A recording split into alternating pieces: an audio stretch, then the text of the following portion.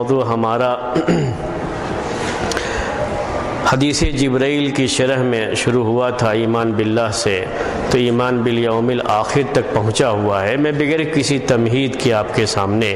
وقت کا خیال کرتے ہوئے تاکہ پوری باتیں جو عقیدے کی ہمیشہ آتی رہی ہیں کلاس میں وہ آ جائیں آج بھی کلاس کے اندر، تو اس کے لحاظ سے میں اسے شروع کر دیتا ہوں۔ یوم آخر پر ایمان رکھنا، اس کے بارے میں نے آپ کے سامنے یہ بات رکھی تھی کہ یوم آخر سے مراد یہاں پر ہر آدمی کا آخری دن جو دنیا کا اس کے زندگی کا آخری دن ہوتا ہے، جیسے ہی اس کی موت آتی ہے ویسے ہی اس کا یوم آخر شروع ہو جاتا ہے۔ تو یہ ہر آدمی کے لحاظ سے اس کی زندگی کا جو آخری دن ہے وہ دن، اس کے بعد ایک دوسری زندگی برزخ کی زندگی ہے، پھر اس کے بعد قیامت کے بعد جب اٹھائے جائیں گے تو ایک دوسری زندگی ہوگی، یہ آخری زندگی کہلائے گی اس کی۔ اور دنیا کے لحاظ سے یوم آخر یہ ہے کہ دنیا پوری فنا ہو جائے، قیامت آ جائے، اس لحاظ سے بھی یوم آخر کہا جاتا ہے۔ تو یوم آخر میں یہ دونوں باتیں آپ کے سامنے آئیں گی، یوم آخر پر ایمان میں یہ دونوں باتیں شامل ہوتی ہیں۔ چونکہ ابھی آپ نے جنازے کی نماز پڑھی، اس کی ایک مناسبت بھی ہے کہ ہر آدمی کی موت آنی ہے، ایسے جنازے ہمارے زندگی میں ہمارے سامنے بار بار آتے ہیں، آ رہے ہیں، جو ہمیں بہرحال یہ یاد دلاتے رہتے ہیں کہ ہر انسان کو ایک دن مرنا ہے، اس کی موت آنی ہے۔ اور اسی مناسبت سے جو ہمارا درس چل رہا تھا میں نے یہ درس شروع کر دیا ہے۔ تو سب سے پہلے ہر آدمی کو یہ ذہن میں رکھنا چاہیے، اللہ کے رسول صلی اللہ علیہ وسلم کسی میت کے پاس جاتے تو ایسا بھی ہے کہ قبر کے پاس گئے تو آپ اتنا روئے کہ آپ کی جو ہے داڑھی بھیگ گئی، ایسے ہی میت کو دیکھ کر کے رونے کی باتیں مختلف احادیث میں آئی ہیں۔ عثمان رضی اللہ تعالیٰ عنہ کے بارے میں بھی یہ بات آتی ہے کہ وہ بھی جو ہے اس طریقے سے رویا کرتے تھے کہ ان کی داڑھی بھیگ جاتی تھی۔ یہ جو رونے کی بات کہی گئی ہے وجہ یہ ہے کہ یہ چیزیں ہمیں موت کی یاد دلاتی ہیں۔ اللہ کے رسول صلی اللہ علیہ وسلم نے قبر کی زیارت کرنے کی جو بات کہی کہ میں نے تم کو منع کیا تھا قبروں کی زیارت کرنے سے، لیکن تم قبروں کی زیارت کیا کرو، اس لیے کہ قبروں کی زیارت موت کی یاد دلاتی ہے، آدمی کو اس سے اپنی موت یاد آتی ہے۔ اور اس کے بعد والی جو زندگی ہے جو برزخ کی زندگی سے، قبر کی زندگی سے شروع ہو کر کے قیامت تک جانے والی، اور اس کے بعد حساب و کتاب سے لے کر کے جنت اور جہنم تک داخلے کی جو پوری زندگی ہے، اس زندگی کے تعلق سے آدمی کو اسی دنیا میں اسی وقت میں جو اسے موقع ملا ہوا ہے اس کی تیاری کرنی ہوتی ہے، اسی لحاظ سے اسے بار بار یاد دلایا جاتا ہے۔ تو اس میں ایک چیز مفید یہ بھی ہے کہ یوم آخر پر ایمان کی جو بات ہے اسے قبر سے اور برزخ کی زندگی سے شروع کیا جاتا ہے، کیونکہ قبر ہی یہ انسان کی زندگی یا آخرت کی زندگی کی پہلی منزل ہے۔ انسانی زندگی کو اگر آپ دیکھیں گے عمومی طور پر تو انسانی زندگی یہ 3 مرحلوں میں پائی جاتی ہے، اس کے 3 مرحلے، بلکہ اگر ہم کہنا چاہیں بات کی اور تو 4 مرحلے ہو جائیں گے۔ 4 مرحلے ہوتے ہیں، 4 اسٹیپ ہیں کہہ لیجئے انسانی زندگی کے لیے، اور دوسری چیزوں کے بھی اور حیوانات وغیرہ کے تعلق سے بھی یہ بات آپ کہہ سکتے ہیں، لیکن ہم چونکہ یہاں بات انسانوں کے تعلق سے کر رہے ہیں، اپنے تعلق سے کر رہے ہیں، اس لیے یہ بات کہہ رہے ہیں کہ ایک انسان کی زندگی کے 4 مرحلے، 4 اسٹیپ ہوتے ہیں۔ پہلا جو شروع ہوتا ہے وہ ماں کے پیٹ سے شروع ہوتا ہے، اور یہ انسانی زندگی کا سب سے مختصر، انسانی زندگی کا سب سے مختصر ہوتا ہے۔ یہ عمومی لحاظ سے بات کہی جا رہی ہے، جو عام زندگی ہوتی ہے لوگوں کی اس کے لحاظ سے بات کہی جا رہی ہے کہ سب سے مختصر وقت ہوتا ہے جب آدمی اپنی ماں کے پیٹ میں، ایک انسان اپنے ماں کے پیٹ میں 9 مہینے رہتا ہے۔ تو جگہ کے لحاظ سے اگر آپ دیکھیں گے تو یہ سب سے تنگ جگہ ہوتی ہے انسان کے لیے، اور اگر مدت دیکھیں گے اس کا فاصلہ جو اس کی عمر دیکھیں گے وہاں پر تو زیادہ سے زیادہ 9 مہینے کی اس کی عمر ہوتی ہے۔ پہلے زمانے میں کبھی اس سے زیادہ بھی معاملہ آگے بڑھ جاتا تھا، 9 مہینے سے بھی 2 سال تک کی مدت لوگوں نے لکھی ہے اس کے تعلق سے، حمل کے تعلق سے، اور ایسا بھی لوگوں کے بارے میں لکھا ہوا ہے کہ ان کو ماں کے پیٹ میں ہی دانت بھی نکل آئے۔ تو یہ پہلے ایسا ہوتا تھا، لیکن چونکہ ابھی آپریشن وغیرہ کا دور ہے تو اس سے زیادہ مدت اب کوئی اندر رہتا نہیں ہے، یہ زیادہ سے زیادہ مدت اس کی ہے کہ وہ 9 مہینے کے اندر وہ باہر آ جاتا ہے۔ یہ سب سے پہلا مرحلہ ہے، سب سے تنگ جگہ اور سب سے مختصر مدت انسانی زندگی کے یا انسانی زندگی کے جو اسٹیپ ہیں اس کا جو پہلا اسٹیپ ہے، سب سے کمزور اور سب سے مختصر وقت ہے یہ اس کے لیے، اور جگہ بھی مختصر ہے۔ اتنا کمزور، اتنی کمزوری کہ اگر تھوڑا سا بھی کہیں گڑبڑ ہو جاتا ہے تو فوراً یہ چیز ختم، اس کی زندگی اندر ختم ہو جاتی ہے، حمل ساقط ہو جاتا ہے، ختم ہو جاتا ہے، بہت ہی معمولی ہے۔ اور اگر زندگی ہم دیکھیں گے اس کے اندر تو یہ زندگی بھی فوری طور پر شروع نہیں ہوتی ہے، جب سے روح پھونکی جاتی ہے اسی کے بعد سے یہ زندگی شروع ہوتی ہے۔ جو 4 مہینے کے بعد کی مدت ہے وہیں سے روح شروع ہوتی ہے، اس کے پہلے شروع نہیں ہوتی ہے، وہیں کے بعد سے ہم جان نکلنے کی بات کہہ سکتے ہیں، اس کے پہلے جان نکلنے کا معاملہ نہیں ہوتا ہے، یہ مختصر سا وقت ہوتا ہے۔ دوسرا مرحلہ اس کا ہے ماں کے پیٹ سے نکلنے کے بعد سے جب تک اس کی موت نہ آ جائے، یہ مدت پہلے کے مقابلے میں تھوڑی زیادہ ہے۔ کبھی کسی کے ساتھ یہ معاملہ ہو جاتا ہے، کم ہوتا ہے لیکن کسی کے ساتھ ہو جاتا ہے کہ ماں کے پیٹ میں جو مدت گزاری تھی اس سے بھی کم وقت وہ زندہ رہتا ہے اور دنیا سے چلا جاتا ہے۔ لیکن میں نے آپ سے کہا تھا کہ میں عام زندگی کی بات کر رہا ہوں، عام لوگوں کی بات کر رہا ہوں کہ یہ موقع زیادہ ہوتا ہے اور ذرا کشادہ جگہ میں وہ رہتا ہے، کشادہ چیزیں اس کے سامنے، کشادہ جگہیں اس کے سامنے رہتی ہیں، بہت تنگ جگہ نہیں ہے۔ یہ دنیا کی زندگی اس کی ہوتی ہے، جتنی بھی زندگی اللہ تبارک و تعالیٰ کے پاس سے لے کر کے آتا ہے اتنی زندگی آدمی بسر کرتا ہے، اس کے بعد دنیا سے چلا جاتا ہے۔ تیسرا مرحلہ اس کا برزخ کی زندگی کا ہے۔ برزخ کی یہ زندگی دوسرے مرحلے سے زیادہ ہے عام انسانوں کے لیے، ان کو چھوڑ کر کے جو قیامت کے قریب مرنے والے ہیں۔ عام انسانوں کے لیے یہ مرحلہ جو برزخ کی زندگی کا مرحلہ ہے یہ لمبا ہے، جیسے جیسے آگے بڑھتے جاتے ہیں اسٹیپ بائی اسٹیپ ویسے ہی وہ مرحلہ بھی بڑھتا جاتا ہے۔ ماں کے پیٹ میں تھے تو بڑا مختصر وقت تھا، زندگی میں آئے، دنیا کے اندر آئے تو ذرا دوسرا مرحلہ تھوڑا پہلے کے مقابلے میں لمبا مرحلہ تھا، لیکن اس کے بعد جو برزخ کی زندگی کا مرحلہ ہے یہ بڑا طویل مرحلہ ہے، دوسرے کے مقابلے میں طویل مرحلہ ہے، اور خاص طریقے سے ان لوگوں کے لیے جو پہلے دنیا میں آئے ان کے لیے یہ مرحلہ، یہ اسٹیپ بڑا لمبا ہے۔ چاہے وہ عذاب کا معاملہ ہو چاہے نعمت کا معاملہ ہو، یہ بڑا لمبا معاملہ ہے ان کے لیے۔ اور اس کے بعد جو چوتھا اسٹیپ، چوتھا مرحلہ ہے دنیا کے ختم ہو جانے کے بعد، حساب و کتاب کے بعد جنت اور جہنم کا مرحلہ ہے، یہ انسان کی زندگی کا آخری مرحلہ، اور اسی کے بعد ہمیشہ اس کی اگر جنت میں ہے تو ہمیشہ کی زندگی ہے، جہنم میں ہے اور کفر اور شرک کے ساتھ یا اعتقادی نفاق کے ساتھ مرا ہوا ہے تو ہمیشہ جہنم کی شکل میں ہے۔ یہ زندگی بقیہ تینوں زندگی سے لمبی زندگی ہے کیونکہ یہ ہمیشہ رہنے والی، یہ ایک انسان کی زندگی ہے۔ سب سے زیادہ اہم مرحلہ آخری مرحلہ ہے، کس کے لحاظ سے؟ کہ ہمیشہ جو بھی نعمت ہے، جو بھی عذاب اور تکلیف ہے وہ ہمیشہ اس میں رہنے والا ہے اس لحاظ سے۔ اور ماں کے پیٹ میں جب رہتا ہے تو سب سے نازک مرحلہ ہے، سب سے نازک مرحلہ ہے۔ جب دنیا کے اندر رہتا ہے تو سب سے اہم مرحلہ اس لحاظ سے کہ یہی دنیا کی زندگی اس کی اصل پونجی ہوتی ہے، اس کا اصل سرمایہ ہوتا ہے، اور یہی وقت جو دنیا میں اسے ملا ہوا ہے یہی اس کا اصل سرمایہ ہے، کیپٹل کہہ لیجئے اس کا ہے، اور اسی کے لحاظ سے اسے آخرت کی زندگی میں جو بالکل آخری مرحلہ ہے جہاں کے بعد ہمیشہ انسان یا تو کامیاب ہے یا ناکام ہے، یعنی دو ہی وہاں پہ کیٹگری ہے انسانوں کی، تیسرا کچھ بھی نہیں ہے۔ کہتے ہیں یا تو ونر ہوگا یا لوزر ہوگا، اگر ونر ہے تو ہمیشہ جنت، اور اگر لوزر ہے تو ہمیشہ کی جہنم کی زندگی ہے۔ دنیا کے امتحانوں میں آدمی فیل ہو جاتا ہے تو سپلیمنٹری ایگزام کی گنجائش ہوتی ہے، دوبارہ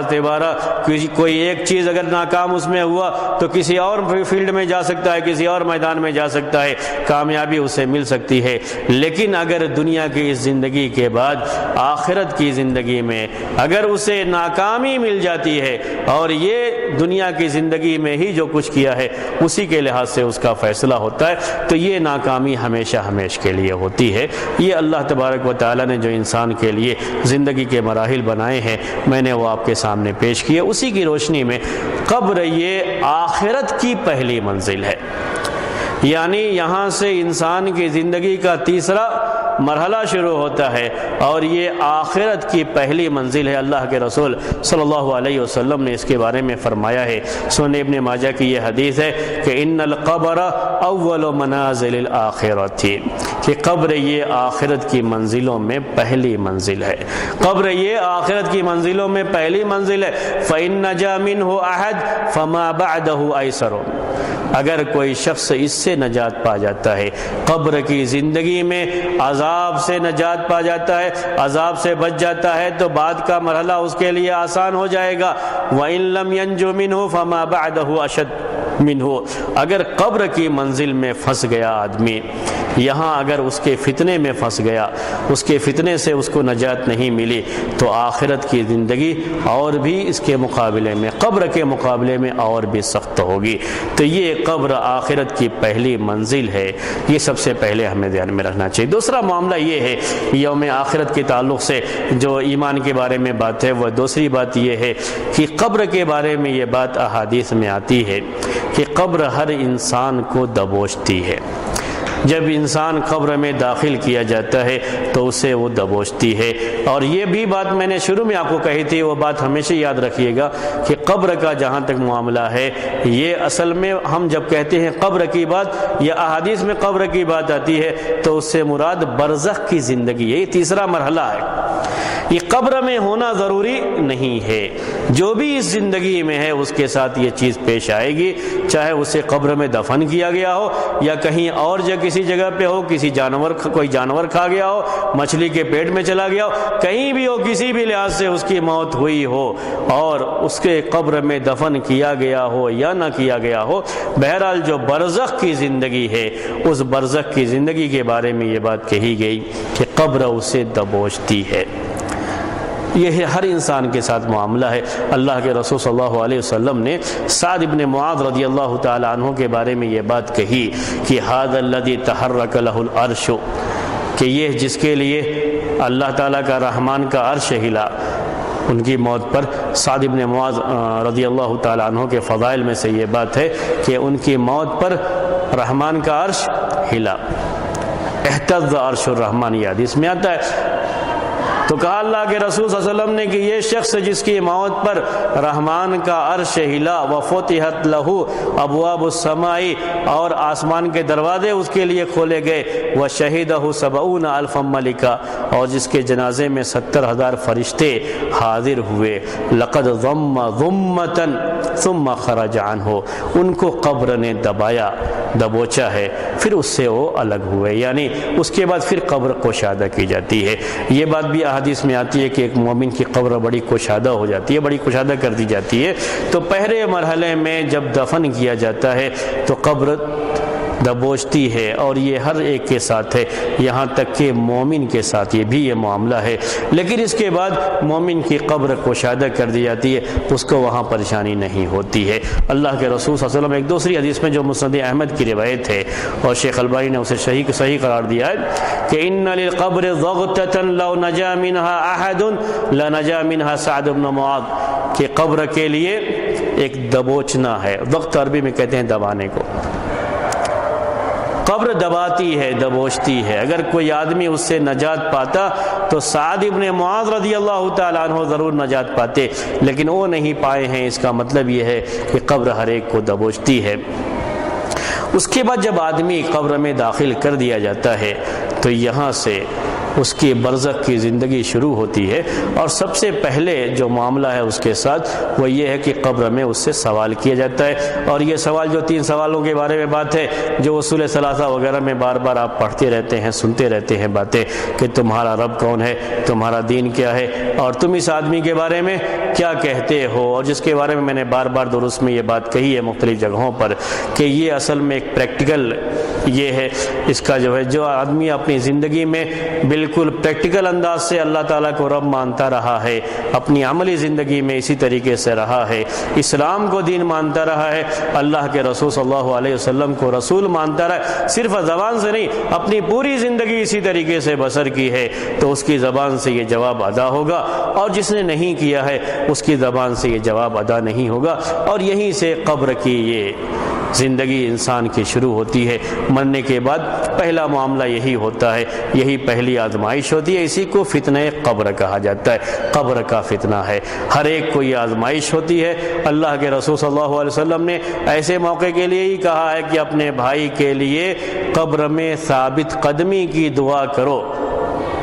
استغفر لہ، اس کے لیے مغفرت کی دعا کرو، واسأل لہ التثبیت، اور اس کے لیے ثابت قدم رہنے کی دعا کرو، فإنہ الآن یسأل، کیونکہ ابھی اس سے سوال کیا جائے گا۔ تو سوال جو کیا جاتا ہے، جو فتنہ قبر ہے، قبر کی آزمائش ہے، اسی سوال کے جواب کے بعد ہی اس کے لیے جنت کی کھڑکی ہو یا جہنم کی طرف سے جو سوراخ کرنے کا معاملہ ہو کہ وہ عذاب کو دیکھتا ہے اور یہ عذاب محسوس کرتا رہتا ہے، یہ ساری باتیں اسی کے بعد شروع ہوتی ہیں۔ یہ قبر میں سوال کرنے کے تعلق سے بات ہے۔ اس کے بعد اللہ تبارک و تعالیٰ پھر قبر میں عذاب دیتا ہے۔ قبر کے عذاب سے مراد بھی ہے برزخ کی زندگی کا عذاب، چاہے قبر میں آدمی ہو یا نہ ہو، لیکن برزخ کی زندگی میں اسے عذاب ہوتا ہے۔ بہت سے لوگ جو انکار کرتے ہیں قبر کے عذاب کا، وہ یہی کہتے ہیں کہ کیسے یہ بات عقل میں آنے والی نہیں ہے کہ ہم ایک انسان کو دیکھتے ہیں، قبر میں دفن کرتے ہیں، اور قبر میں دفن کرنے کے بعد اگر ہم دوبارہ قبر کو کھود کر کے دیکھتے ہیں تو انسان جیسے تھا ویسے ہی ہے، نہ کوئی تبدیلی نہ کوئی چیز۔ اسی طریقے سے بہت سے لوگوں کو دفن بھی نہیں کیا جاتا ہے، کبھی ان کو کسی ٹھنڈی جگہ میں اس کی لاش کو مہینوں محفوظ کر دیا جاتا ہے، پھر یہ بات کہاں سے کہ اس کو سوال کیا جائے یا اس پر عذاب ہو؟ ہمیں تو کہیں کوئی چیز نظر نہیں آتی۔ جنہوں نے بھی عقل کے لحاظ سے اس سلسلے میں سوچا ہے، ان سب کے یہاں یہ مسئلہ قبر کے عذاب کا ایسا رہا کہ انہوں نے قبر کے عذاب کا انکار کیا،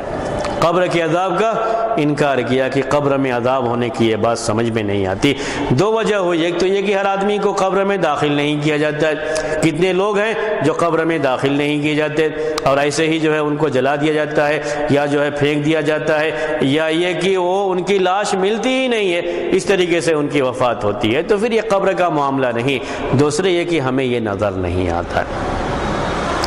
قبر کا عذاب یہ برحق ہے، اور پہلے یہ بات ذہن میں رکھنی چاہیے کہ قبر سے مراد قبر کا گڈھا ہی نہیں بلکہ برزخ کی زندگی ہے۔ جہاں بھی احادیث میں یہ بات آتی ہے قبر کے تعلق سے کہ قبر میں عذاب ہو رہا ہے، تو یا قبر میں عذاب ہوگا، قبر میں سوال ہوگا، اس سے مراد برزخ کی زندگی، جو بیچ کی یہ زندگی ہے، اس میں یہ سوال و جواب ہوگا۔ دوسری بات اس سلسلے میں یہ ہے کہ جہاں تک عذاب کے تعلق سے ہے کہ ان کو عذاب ہوتا ہے، تو پھر یہ نظر کیوں نہیں آتا، کسی کو معلوم کیوں نہیں ہوتا؟ اس کے بارے میں ہر آدمی یہ بات سوچ سکتا ہے۔ یہ اللہ تبارک و تعالیٰ کی بہت بڑی حکمت ہے۔ اللہ تعالیٰ کے ناموں میں سے ایک نام الحکیم ہے، اور اس کا مطلب یہی ہوتا ہے کہ اللہ تعالیٰ کا ہر کام حکمت کے ساتھ ہوتا ہے، اس کی ہر بات حکمت والی ہوتی ہے۔ تو اس میں بھی اللہ تبارک و تعالیٰ کی بہت ساری حکمت چھپی ہوئی ہے کہ اللہ تعالیٰ نے انسانوں اور جنوں سے اس کو یہ رکھا ہے کہ انسان اور جن کو یہ عذاب نظر نہیں آ سکتا۔ اس کے علاوہ جانور جانتے ہیں اس عذاب کو، قبر میں رہنے والے کی چیخ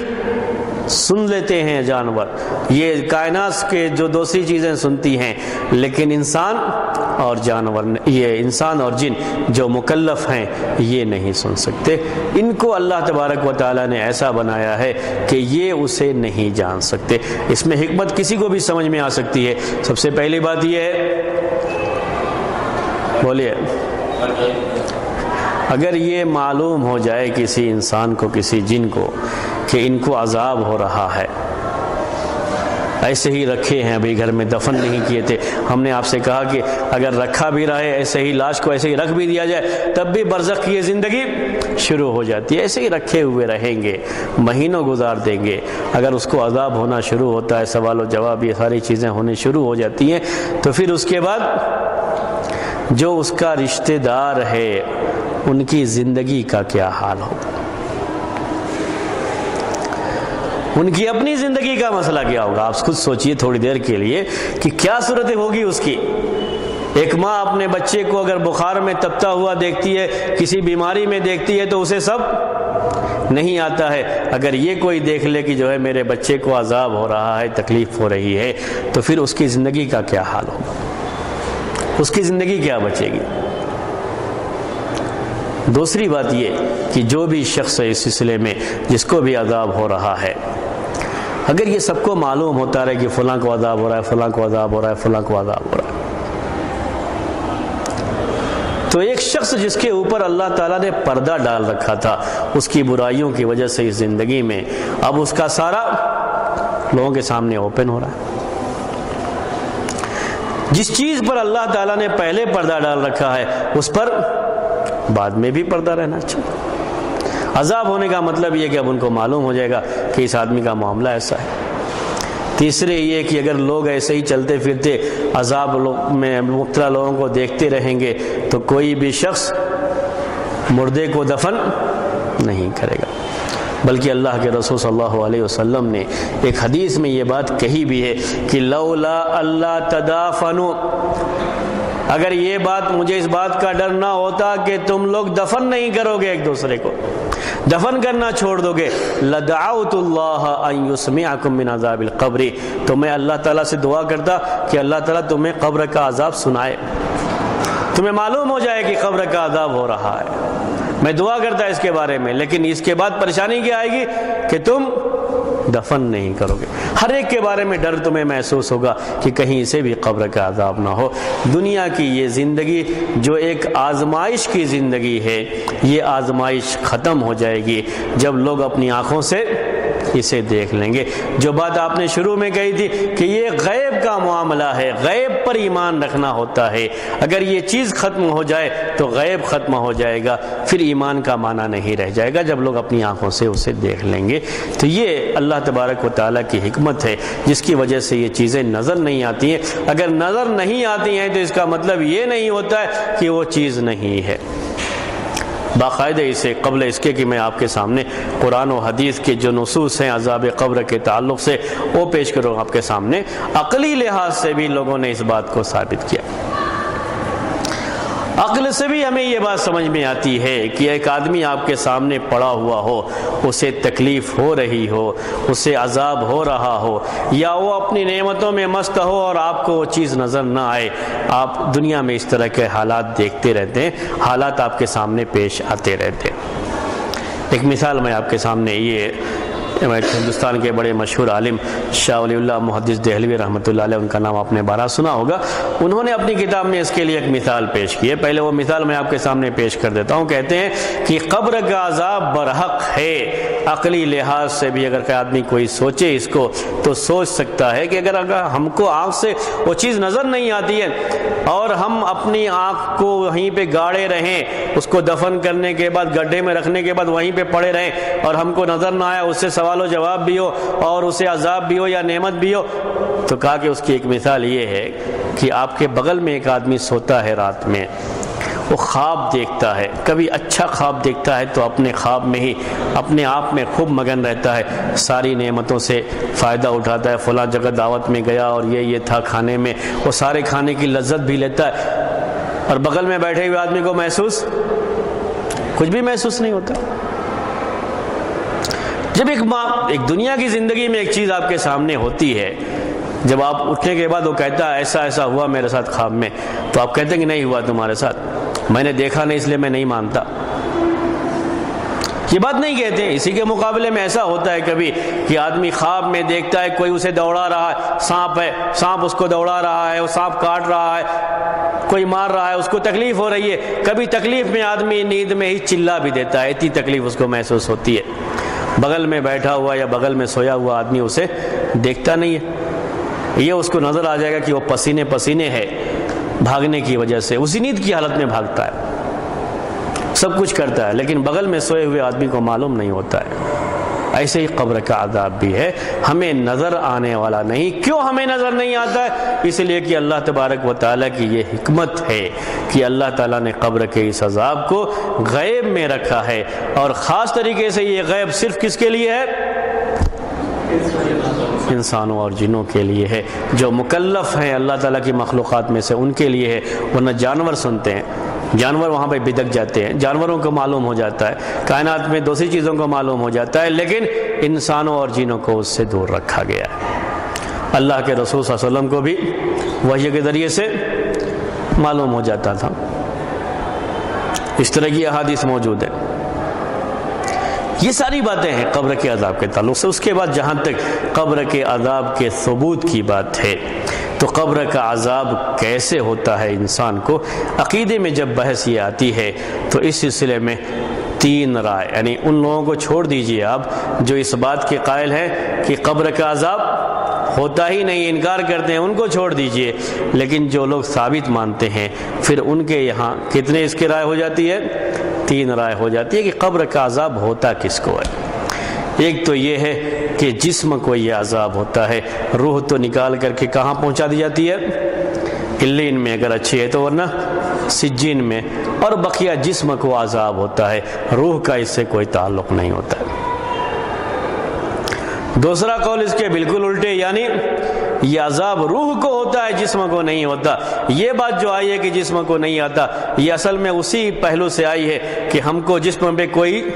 اثر اس کا دکھتا نہیں ہے، اسی لحاظ سے یہ بات کہے گی کہ جسم کا اس سے کوئی تعلق نہیں ہے، یہ عذاب روح کو ہوتا ہے۔ اور تیسری رائے، اور یہی صحیح رائے ہے اہل سنت والجماعت کی، سلف کا جو عقیدہ رہا اس سلسلے میں، وہ یہی عقیدہ رہا ہے کہ یہ عذاب روح اور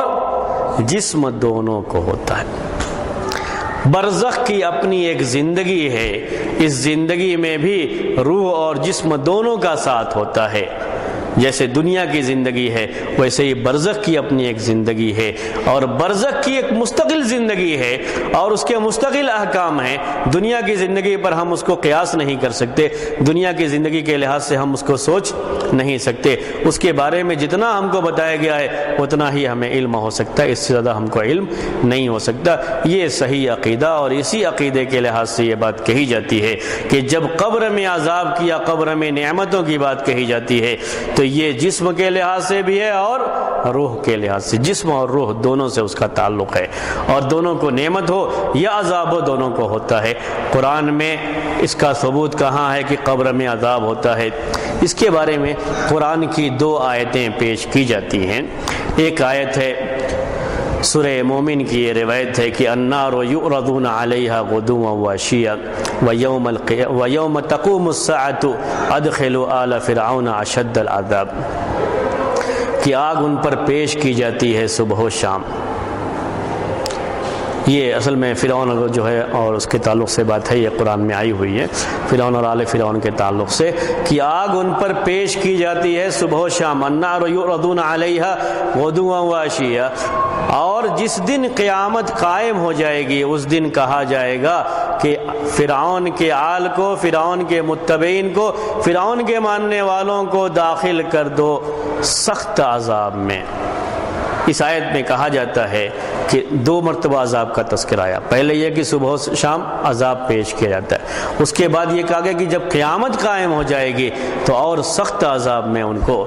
داخل کرنے کے لیے کہا جائے گا۔ تو یہ جو پہلا عذاب ذکر کیا گیا ہے یہ قبر کا عذاب ہے، یہی برزخ کی زندگی کا عذاب ہے، کیونکہ قیامت سے پہلے وہی برزخ کا ہی عذاب ہے، اس کے علاوہ تو کوئی عذاب نہیں ہو سکتا۔ امام ابن کثیر رحمۃ اللہ علیہ نے اپنی تفسیر کی کتاب میں اس آیت کی تفسیر میں یہ بات لکھی ہے کہ پہلے عذاب سے مراد جو صبح و شام پیش ہوتا ہے یہ قبر کا عذاب ہے۔ تو یہ قرآن کی اس آیت میں قبر کے عذاب کے تعلق سے بات کی گئی۔ دوسری ایک آیت ہے اور اس میں یہ بیان کیا گیا ہے کہ یثبت اللہ الذین آمنوا بالقول الثابت فی الحیات الدنیا وفی الآخرہ، کہ اللہ تعالیٰ ثابت رکھتا ہے ان لوگوں کو جو کہ ایمان لائے قول ثابت سے دنیا کی زندگی میں بھی اور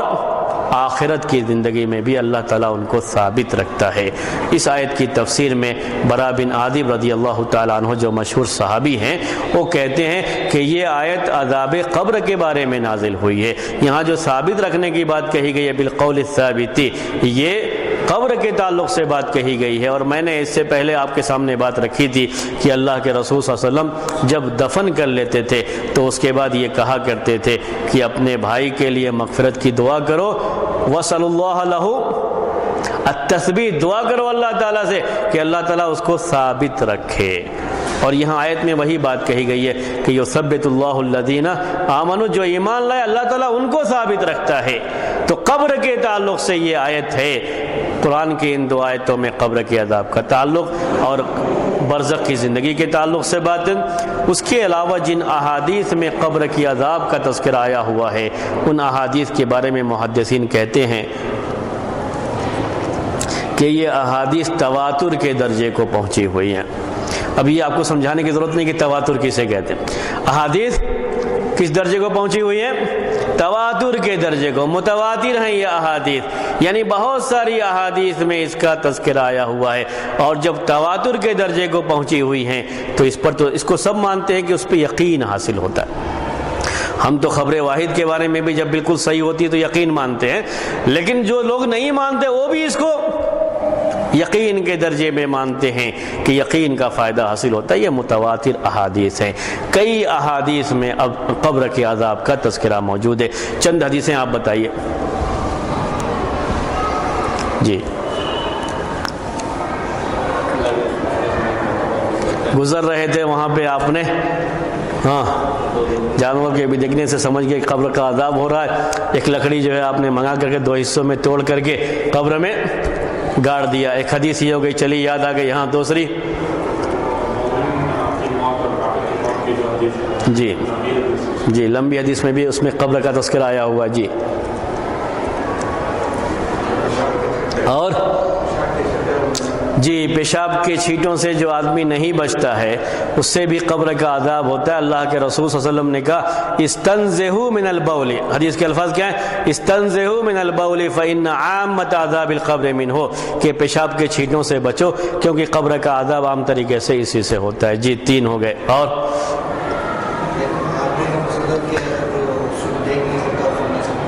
جی اللہ جو ہے بہت تیز مارتا ہے جس کی چیخ کو دوسرے تمام لوگ سنتے ہیں سوائے انسانوں اور جنوں کے، اس میں بھی قبر کے تعلق سے وہ بیان عذاب کے تعلق سے آیا ہوا ہے۔ اور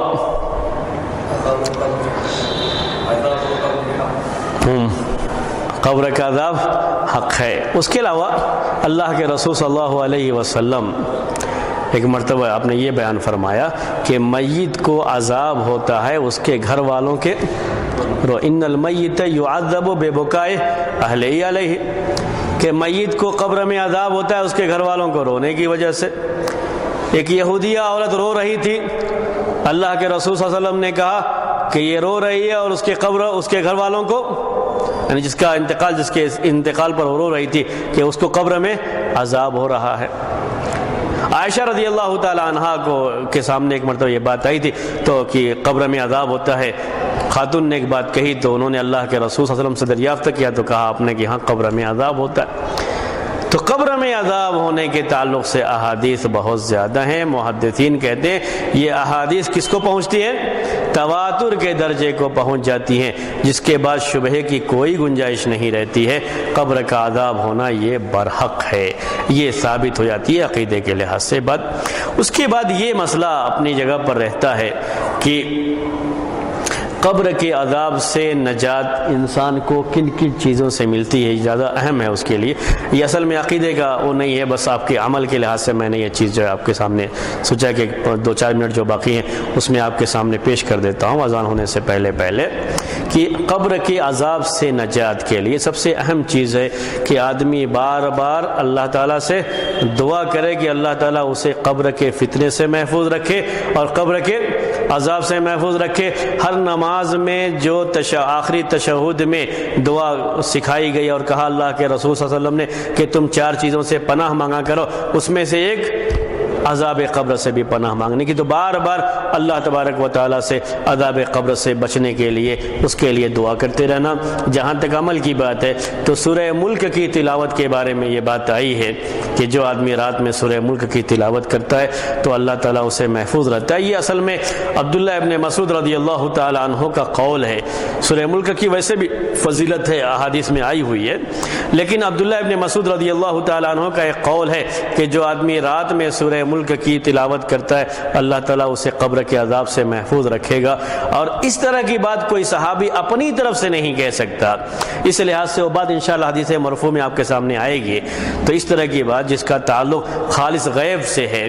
کوئی صحابی اپنی طرف سے نہیں کہہ سکتا ہے، اس لیے اس کو مرفوع کا درجہ حاصل ہوتا ہے، اس کو بھی پیش کیا جا سکتا ہے، اس کو دلیل کے طور پر پیش کر سکتے ہیں کہ قبر کے عذاب سے بچنے کے لیے سورہ ملک کی تلاوت آدمی کرے۔ اسی طریقے سے جمعے کے دن یا جمعے کی رات میں وفات ہونے کے بارے میں بعض احادیث میں بات آئی ہے کہ جس آدمی کی، یہ انسان کا اپنا مقدر ہے، اس کا تعلق عمل سے نہیں ہے، لیکن اس کا مطلب یہ بھی نہیں ہوتا ہے کہ ہر کسی کا جس کو جمعے کے دن یا جمعے کی رات میں وفات ہو جائے تو لازمی طور پر اللہ تعالیٰ اسے محفوظ ہی رکھے گا، یہ کوئی ضروری چیز نہیں ہے، ورنہ کفار مشرکین کا بھی ہوتا ہے کہ وفات ہوتی ہے، لیکن یہ ایک بشارت میں سے ایک بشارت مانی جا سکتی ہے۔ اللہ کے رسول صلی اللہ علیہ وسلم نے اس کے بارے میں ایک بات کہی ہے کہ اگر کسی کے لیے مقدر کیا اللہ تعالیٰ نے کہ جمعے کے دن یا جمعے کی رات میں اس کی وفات ہوتی ہے تو یہ بھی ایک بشارت ہے کہ اسے قبر کے عذاب سے محفوظ رکھا جا سکتا ہے۔ اگر کسی کو شہادت کی موت حاصل ہوتی ہے تو اس کے بارے میں بھی یہ ہے کہ شہادت شہید کے لیے اللہ کے رسول صلی اللہ علیہ وسلم نے جو کئی چیزیں بیان فرمائی اس میں سے ایک یہ بھی ہے کہ قبر کے عذاب سے اللہ تعالیٰ ان کو محفوظ رکھتا ہے۔ شہید کی موت یہ بھی اس کے لیے ایک بشارت ہوتی ہے۔ اور پیٹ کی بیماری میں جو آدمی مر جاتا ہے، پیٹ کی بیماری کی وجہ سے مر جاتا ہے اور اس بیماری میں آدمی بہرحال اپنی طور پر کافی تکلیف برداشت کیے ہوئے ہوتا ہے، اللہ تبارک و تعالیٰ کی طرف سے ہر پیٹ کی بیماری میں مرنے والے کے بارے میں نہیں، لیکن یہ ایک سبب ہے کہ یہ بھی قبر سے عذاب سے بچنے کا ایک سبب ہو سکتا ہے، لیکن یہ چیزیں عمل سے تعلق نہیں رکھتے ہیں۔ اگر کوئی آدمی سرحد پر، اسلامی سرحد اگر ہے، اسلامی ملک کی سرحد اگر ہے جو بارڈر جو ہے، اور وہاں پر ملک کی حفاظت کے لیے اگر کوئی شخص اپنی جان اسی میں اس کی جان چلی جاتی ہے، وہ شہید ہو جاتا ہے، تو اس کے بارے میں بھی یہ بات آتی ہے کہ وہ قبر کے عذاب سے اللہ تعالیٰ اسے محفوظ رکھتا ہے۔ عمل کے لحاظ سے اگر کسی انسان کا تعلق ہے اس سے کہ قبر کے عذاب سے بچنے کے لیے اسے کیا کرنا چاہیے، تو کثرت سے